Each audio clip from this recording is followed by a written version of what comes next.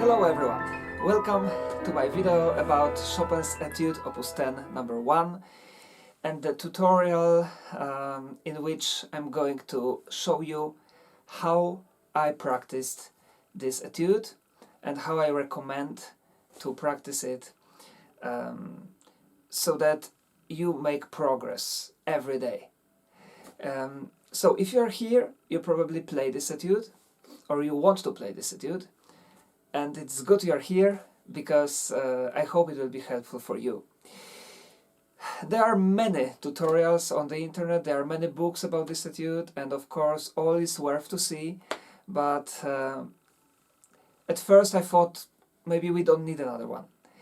But since many of you asked me to record such a video because you were wondering how did I manage to record my videos analysis about all the Chopin etudes and publish them in 24 days. So here I will show you my ways of practicing this etude. But don't think that I learned this first etude in a short time. If you want to play it very well, you need to be patient. Of course, you need to have a good strategy, but patience is the best remedy for this etude. You have to be prepared that you will have ups and downs. But if you will carefully solve problems, all the problems that appear during practicing this etude, I'm sure you can achieve what you want. But all depends on your level and on how much time do you have. But I believe that everybody can reach a good level in this etude, but sometimes maybe in 1 year, maybe in 1.5 years. But you need to have this patience. Okay, so let's start. Of course, if you haven't watched yet my preparatory video, introduction for all the etudes and the general advices for practicing, especially Chopin's etudes, I strongly recommend you to do so because I'm not going to repeat myself so much. And in that video I told a lot of helpful things, helpful for me, which helped me a lot organizing my practicing and making very fast progress, something that was for me crucial in my crazy project about all Chopin's music. This etude is, of course, extremely difficult, but also very spectacular. Personally, one of my favorite Chopin etudes. I love to perform it. I always perform it as an encore after my concerts, and now I feel comfortable with this etude. From my personal experience, I want to show you how to practice. And the first most important thing I will tell you. Maybe you will laugh now, but I will tell you anyways. Never play this etude dirty. Try to never play the wrong note. Never. If you want to play this etude clean, every wrong note that you play during practicing, unfortunately, will stay in your brain. So the first very important thing is that we should try to avoid playing wrong notes. How to do it? First of all, never play from the score. This is, of course, I practice like it. Never try to read and play from the score, because from the very beginning, just like you saw, you will not be able to play all the notes. Maybe if you are a genius, but if you're a genius, you probably don't watch me now. So I don't think this video is for such pianists. They can do it themselves. If you are here, I recommend you, don't play from the score. And now how to memorize this etude? Actually, guys, it's extremely easy, extremely easy. And I always show it to my students if they want to play this. The whole etude is built on 4 groups going up and down, and almost in every bar these groups are exactly the same. So what I really mean is, that at the beginning we can start to think and practice this etude like that. To play one group of 4 notes in the same octave 4 times. So just look, because this etude sounds like this.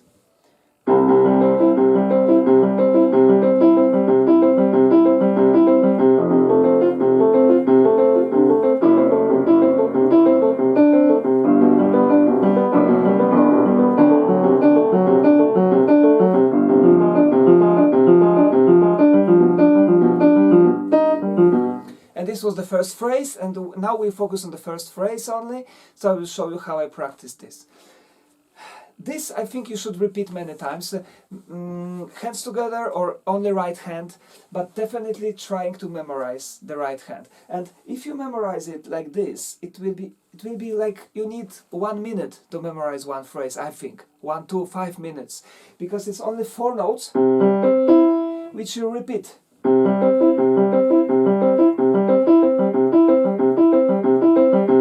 And this is first 2 bars. The next 4.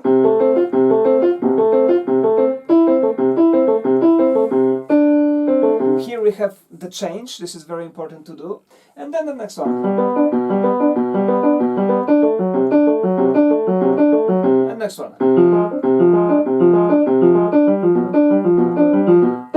Change.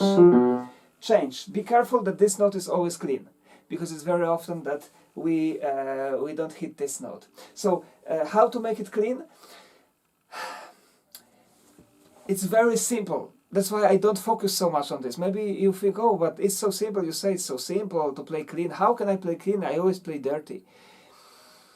Look, I always say, also to my students, if your finger is on the correct key, and then you push, what is the possibility that you play wrong note? I think you had to be retarded or mentally sick, if you know what I mean, not normal, to have the finger on the right key and to suddenly play another key or play 2 keys at the same time. It's impossible. Simple, huh? So if it's simple, then why do we play dirty? We play dirty because our fingers are not on the correct keys, in the middle of the correct keys, this is also important, in the middle, so like here, are not on the correct keys before we push them. And just meditate on this, think about it, and try, then when you really consider, when you really understand my words, but deeply, then probably you will never play wrong notes. Because first of all, you have to adjust your tempo to your brain. You have to, and to how well you know the etude. Because of course, to play this etude fast, we will talk about it later, you need to think fast. You need to think fast, because your fingers must be, before they play, they have to already be on keys. And it goes with everything. Actually, this video can go for all the etudes, Liszt etudes, even Campanella, or some other, Mazeppa, or some other. Every time the finger has to be before, you never play from up. And this is the very important thing. So, a lot of concentration is very important, but as I said, never look at the score, because you have to control your fingers if they are exactly on the keys. So, as I said, at first we do,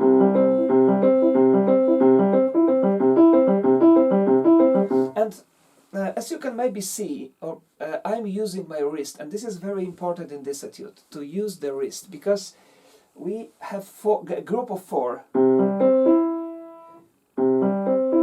and now I take the camera and I show you from close-up that what is very important here. Sorry, I have to make it a little... Okay. So, because the etude is in a very fast tempo, what we have to do, when we use the wrist going like this, look what happens with the thumb. It doesn't stay here.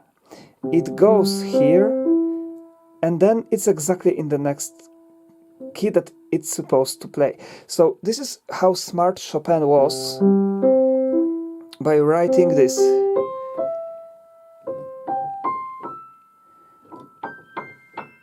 And then when we go down, we have another, right? We have another movement of.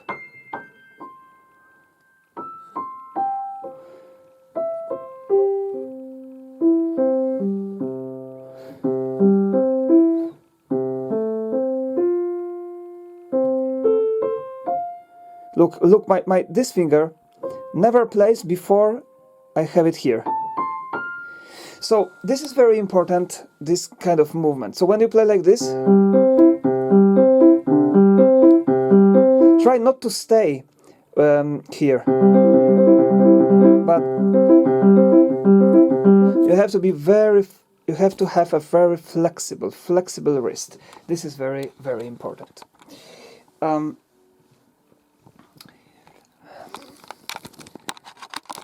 And now, okay, let's go back to how we are here. Okay, so after practicing like this, definitely I suggest, and I practice like this, only one phrase at a time. In this etude, sometimes even 2 bars are very, very good. So try to learn it by memory, of course, but then try to be always on the keys, and maybe play non-legato using this kind of articulation, so that you have the impulse on every.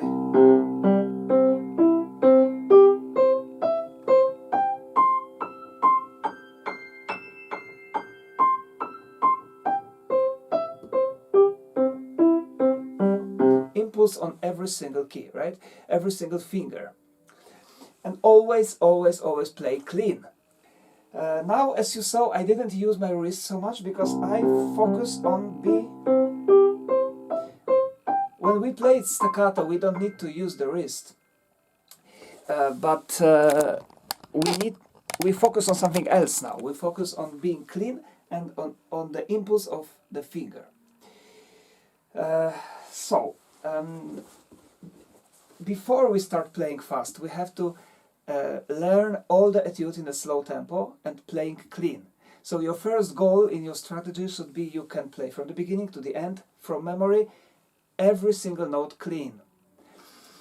If in some bar you will play some wrong note, sorry my friend, you must be punished. And punishment is you repeat this bar 100 times. Every time it must be clean.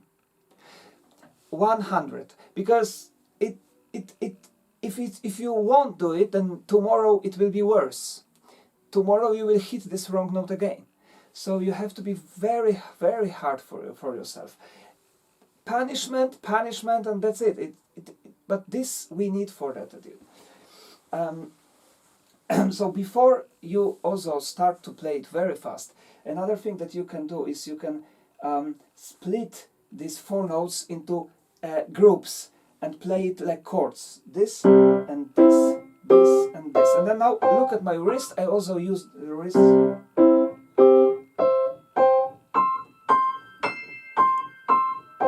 And always you have to always have these 2 fingers prepared on the keys.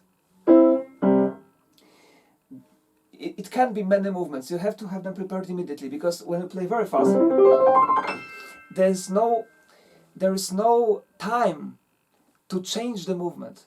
Think about it. So when you play slowly, the movement has to be only 1. So 1, 1, 1, 1.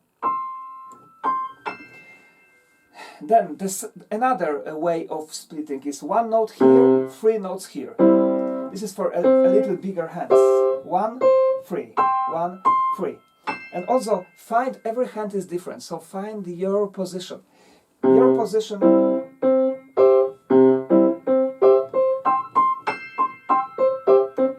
Later, if you want to make it faster, you can also play this faster.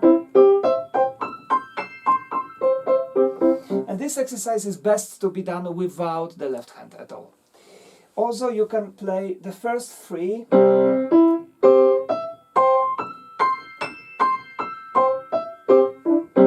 or you can play even, for example,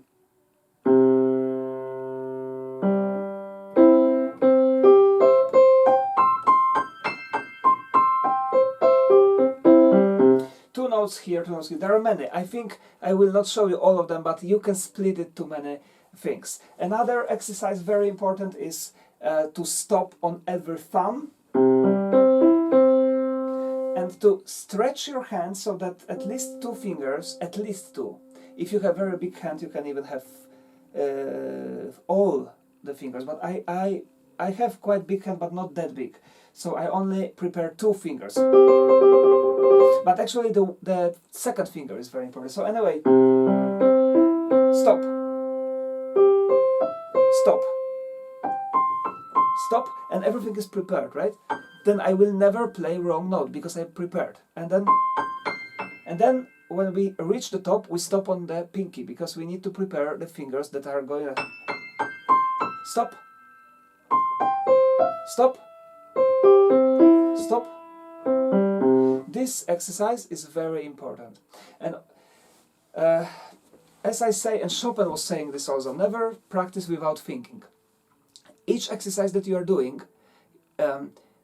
must be for something. It's not, you know, when you play with the rhythms,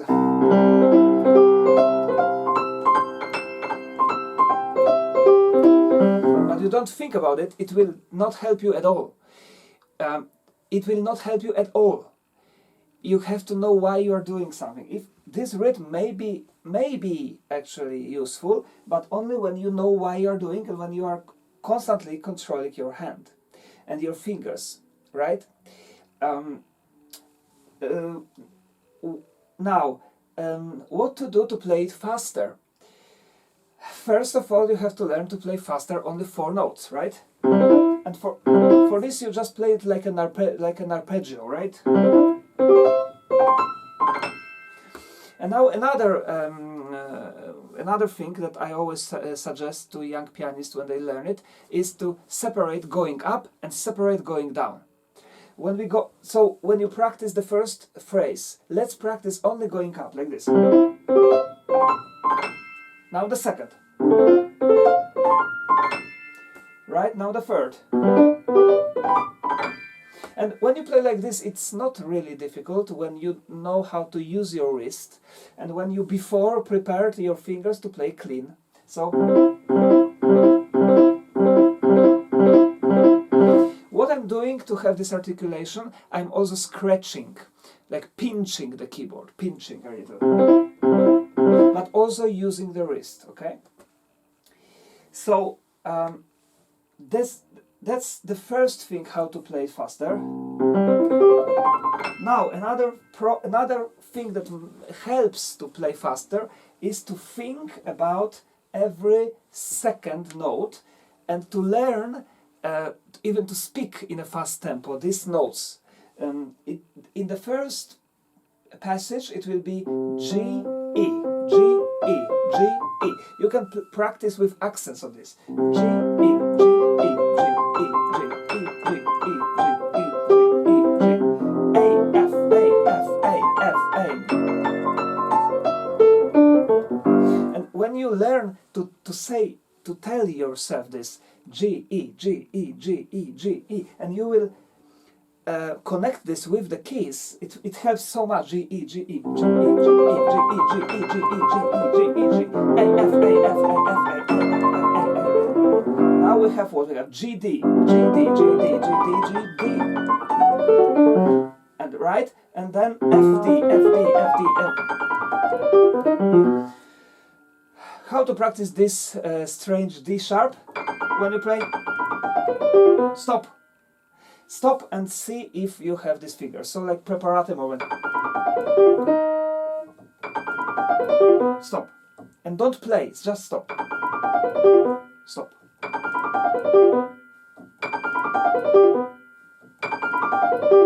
Well, in this exercise, what I'm doing now, repeat 100 times, 200 times, 300 times. If you have problems with some passages, we will go to the most difficult passages, of course. Don't be ashamed of repeating them, but you have to repeat them very well. Watch my preparatory video if you don't know it, because I'm talking about it. Every day, every day. Small steps, small steps. And as I said, always clean, okay? So, I'm thinking so that I don't forget what is also very important. Another very important and useful exercise is actually without the piano. And I have to tell you that for me, well, the most useful practice sessions were on the airplanes. When I had long flights to South America from Europe or to China or whatever, and I was working on this etude, if you know it by heart, by memory, what you have to do, you close your eyes, you imagine the keyboard, which is very easy because we have two black, three black, two black, so you see that, you imagine that. And then you imagine the keyboard, and then you imagine every single finger on the key that you want to play. And you, well, without speaking, but you must touch every single note. And believe me, because I'm telling you the truth. After long practicing like this, many hours, you know, I flied a lot before the pandemic. I had concerts all over the world. So I had a lot of time to practice like this. Believe me, if you spend a lot of time for that, you can try like this with the first phrase. If you spend a lot of time, you are able to think and play every single key in a very fast tempo, almost the final tempo. I can't even speak that fast, but do, sol, do, mi. Well, you start with four notes: do, sol, do, mi, do, sol, do, mi, do, sol, do, mi. Do, but you have to play them: do, sol, do, mi, then do, sol, do, mi, do, sol, do, mi. When you know it, when you repeat it many times in your brain, add another ones. So do, sol, do, mi, do, sol, do, mi, do, sol, do, mi, do, sol, do, mi. You can do it in the air or on your leg. Do, sol, do, mi, do, sol, do, mi. I love this way of practicing because I can do it on the beach. I can do it in the forest, in the mountains, I can do it in a beautiful, well, it's very hard to do it in the cafe because you need earplugs, you know, because there is usually the music which drives me crazy, but I tried sometimes to do it as well like that. This exercise is fantastic, and it's really helpful. When you do the first phrase like this, usually you are dead, you need to sleep, you need to eat, you are really dead because it absorbs you much more, your concentration. And it's really tiring, very tiring. But it's so helpful you would never imagine, at least for me. I practice like this all the etudes. Because everything happens in the brain. So if you can play it in your brain in an extremely fast tempo, I promise you that you will be able to play this etude fast. Of course, if you learn to think this,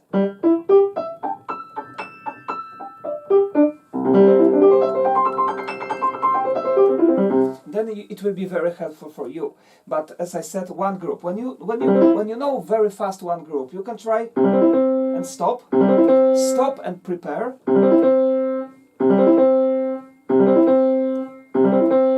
And then when you can play like this, then try to play. And using your wrist all the time. When you can play like this, you can play. If you start to play dirty, please stop. And first try to do it in your brain. Do, sol, do, mi, do, sol, do, mi, do. Do, sol, do, mi, do, sol, do, mi, do. Do, sol, do, mi, do, sol, do, mi, do. Again, it is very helpful as well.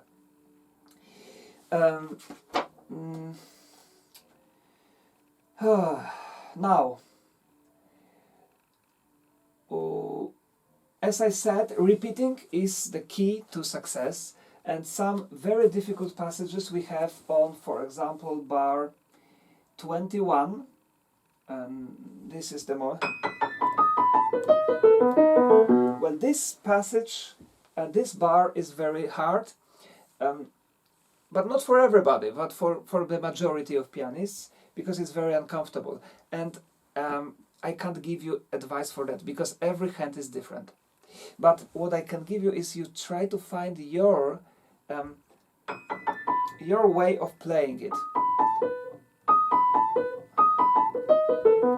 Well, I found my way that I play actually like here, very far, very close to the end of the keyboard, these two notes, and I'm using this stretching.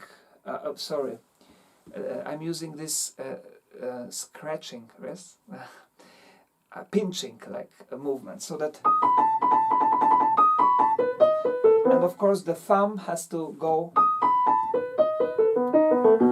and the wrist is helping.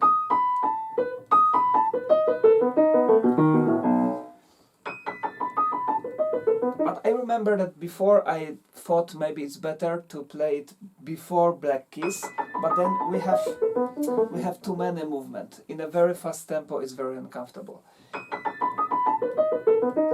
And in all the very wide passages, when you think your hand is too small to play this, Chopin didn't think that way, because he knew that we need to use the wrist and we need to, of course, have very supple hand. But another thing is that we don't have to really play it legato.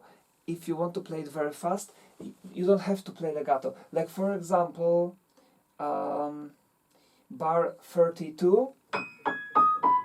Well, let's actually play the whole.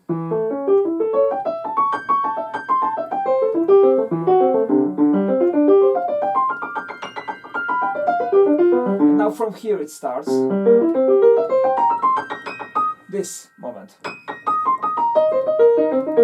This is. Don't try to play legato if your hand is small. So rather practice staccato and learn this fast impulse with the finger. And here. Also.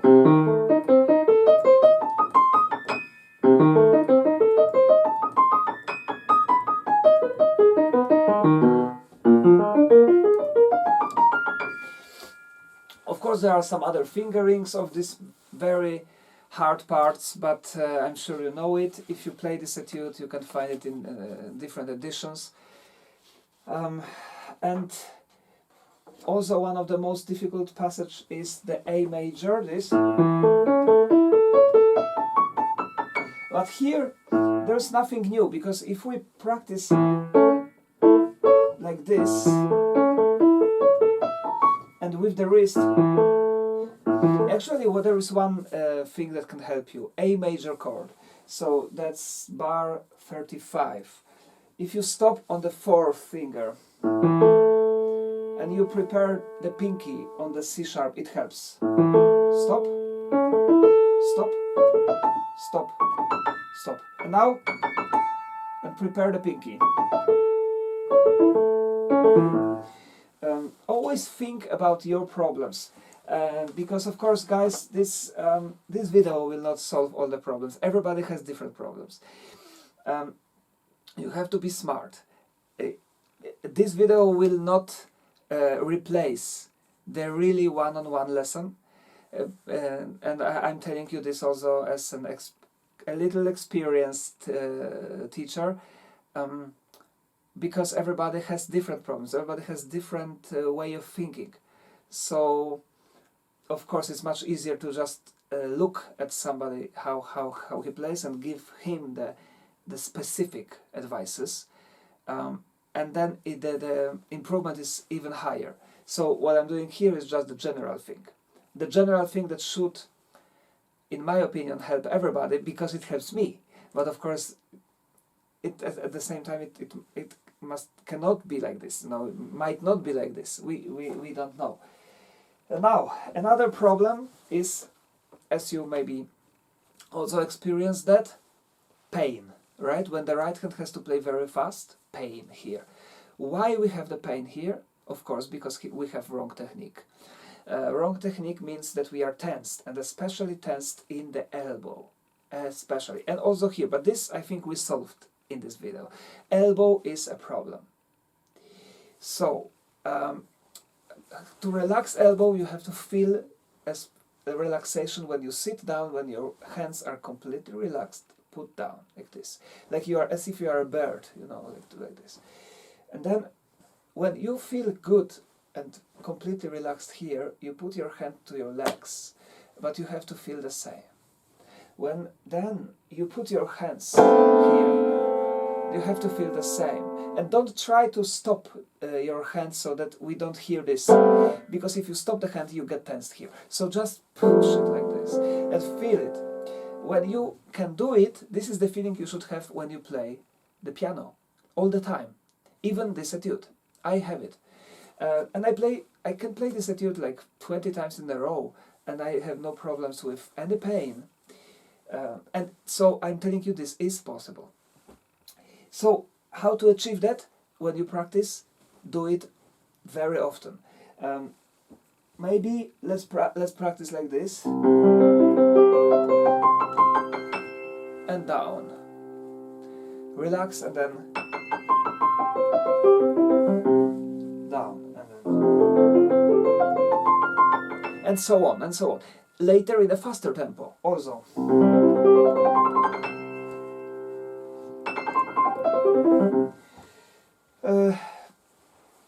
All these things are helpful, but you know, this video is about, I don't know, 30 minutes long, I think, or about, I don't know.